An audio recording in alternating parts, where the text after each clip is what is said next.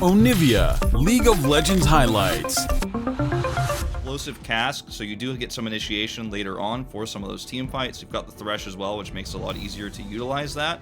You can even have some great flank angles with the land. The LCK so far. And okay, we're gonna see a teleport here. Yeah, Keria has to flash away. The teleport comes in. W2D very trying to get in there. Kana is going to get speared down. Is he tanky enough? The answer is no. He will actually be killed under the turret for first blood. On the top side, he's going to be looking to one-shot a lot of the squishy members on the side of Gen.G. And look at their lineup. Outside of Rel, it's like, well, not feeling good about this one. As Kana maybe going a little bit too far forward. Now he has to try to cask early, but with no flash available. Not sure about face checking the enemy jungle when you don't know where, I don't know, with where really the fact that the matter is they don't know where Klid is. He's actually rotating over now. He's actually going to clear this vision. They're going to go for a dive. Oh, Ruler getting in there to start us off. Engage Kaisa, but here comes the Pantheon, and they immediately turn it onto Light, who goes down without much of a hitch. A very easy turnaround here. There's so much gold that's just bleeding into the pockets of Gumayusi in this game. 610 more as the Rift Herald that was taken earlier on. That could have been used to get more of these plates earlier on, maybe even get First Blood turret, but put down later after they go for the failed gank down on the bottom side. They're still going to be able to take down this turret and all of its... And again, what the Camille offers in side laning, the Gragas is going to have in terms of team fights later on, as he is building damage, he is going to have great engage. You know, remains to be seen if they can do that, because right now, from ahead in the mid game with one...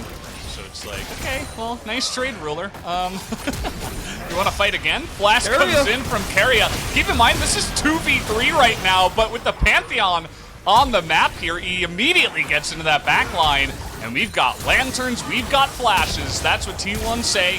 Trying to sell everything to Gen.G, who do not want to have any of it. Baker maybe going a little bit too far, but eventually does get that kill, and a really fantastic cast comes out from Kana, pushes W2D away, keeps Baker alive, and now Rascal out here all alone. He's got Klid on the right side, but Klid not able to do much at all in this game on the Nidalee so far. Oh, Rascal still on the run. He's... As, I don't know if this is just a never-ending chase. Yeah, I don't know if there's a happy ending here for Rascal, but he is buying a lot of time for his team as the Drake does spawn here. So this puts T1 in perfect position to force that Cloud point. But what a beautiful engage from Keria. I mean, perfect flash engage in, sets up the box. We'll probably get a replay of it later. I'll break it down further because at the moment we're still fighting over this Drake as Keria gets the lantern set up. Oh boy.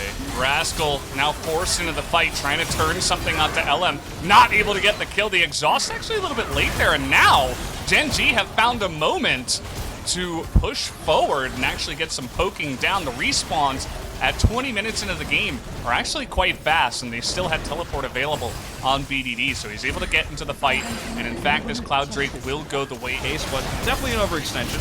Oh boy. And now I don't know what's going on here, but Ruler continuously trying to take these trades, and he's just going to get sniped from... which has, again, limited how much Rascal's effectiveness on the map has been potent, right? It hasn't really been as great. He's only 4 CS up, in fact, at the moment. First rotation here through their jungle to try to wrap around. That might be too slow. Look at this. W2D has to flash away from Gumayusi, who is diving a turret with a lantern on his back. There is nothing that the Syndra can do at this point in time. Meanwhile, and even under the turret, take a look at this. Trying to deny the turret take from Rascal. Kana down a level on 16. That is pretty important. A high pick on the Kaisa and just leaving the Aphelios Thresh open is a mistake that Gen.G will definitely be thinking about going into Game 2's draft, win or lose here. Well, Rascal is gigantic. So this is what I was talking about. You're going to have the Pantheon that comes in and helps, but even then, you know, 2v1, this Rascal is eventually going to get so out of control that you cannot do anything against it. And here we go. Here. By the way, yeah, LM doesn't have teleport. He's the jungle, so he's not in position for the Baron. He has to try to help out. The inhibitor, very importantly, doesn't go down, actually. Rascal is going to miss the kill. Maybe, hopefully, the minions can get that for him. Yeah. And the minions do, thankfully, for him. And now he's actually on the run. He might be able to get out of this one. And I believe that he will. There's no way. Yeah, Gen.G around this Drake. They're not sure if T1 is rushing over to the Baron or not at that moment, so they make the call to back off early. 4 Camille is too far in the base. Yeah, this and is they do have a ton of damage here. Very much a faster rotation this time from T1, much more decisive.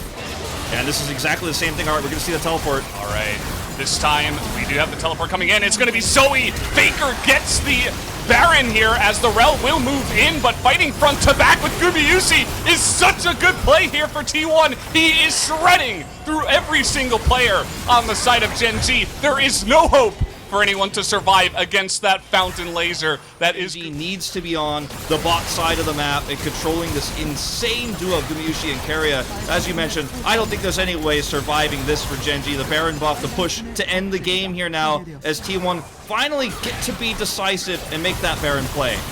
Yeah, Kana not even here. He's like, all right, thank you, team. You know, better top lane wins, ha.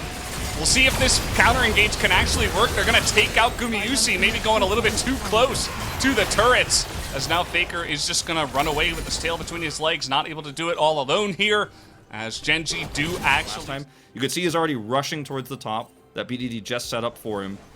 But in the interim, T1 are not going to play safe, they're not going to play passive and just kind of sit around and push mid like they have been so much. They're actually going to look for an inhibitor. And this is going to force a reaction out of Gen.G. And importantly, it's the lane where their inhibitor is down. So it takes some pressure away from the split pushing of Rascal in the side lane. They say, well, I dare you to split push against 5 of us. You're not going to be able to. Fighting front to back, if Gumi is ever protected, I think T1 win 100% of the time.